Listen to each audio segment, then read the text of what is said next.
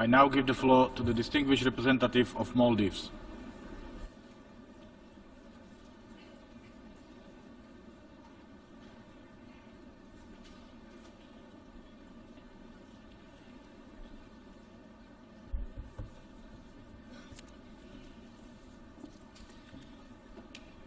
Thank you, Mr. President.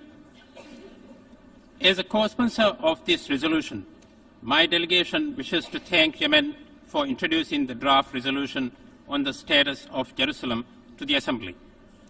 And we also thank Turkey and Palestine for their leadership in convening the 10th Emergency Special Session of the General Assembly to consider the status of Jerusalem.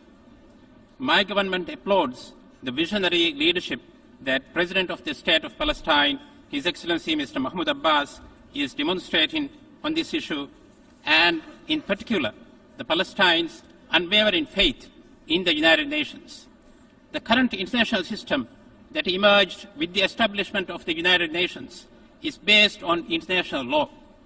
It is a system in which nations of the world, from the greatest powers to microstates, have all pledged as they signed onto the UN Charter to respect, to defend, and to abide by international law.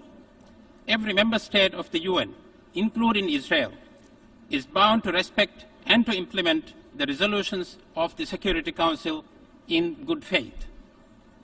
The Security Council has declared in clear and simple terms that Israel's occupation of the State of Palestine is illegal. Its annexation of the East Jerusalem is illegal.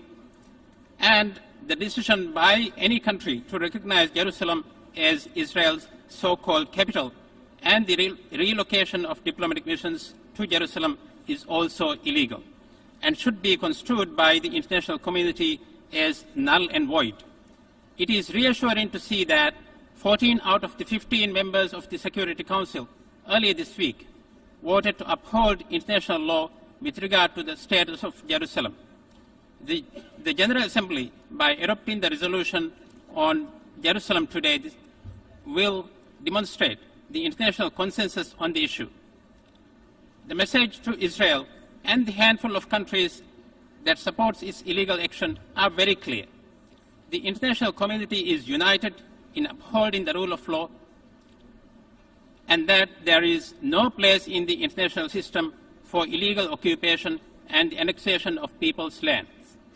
Israel needs to understand that the final status of Jerusalem can be decided through a negotiated settlement, that any unilateral action to recognize Jerusalem would be in violation of international law and the relevant Security Council resolutions on this matter. This is an opportunity for Israel to make a strategic decision that will shape the future of its people, the people of the entire Middle East and beyond.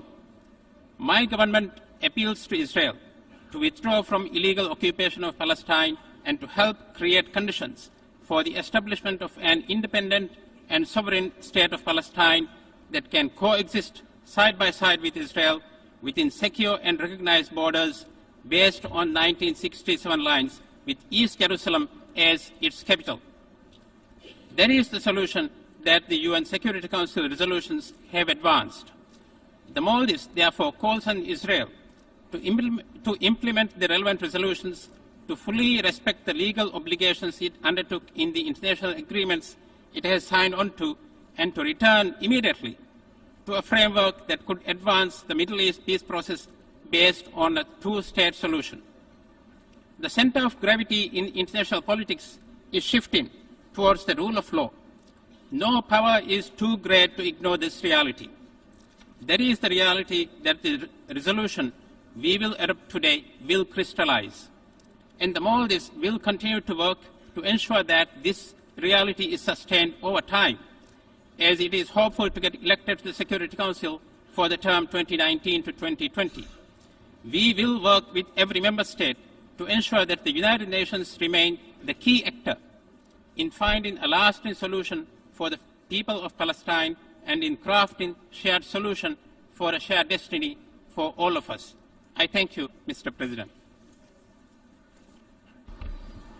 I thank the distinguished representative of Maldives.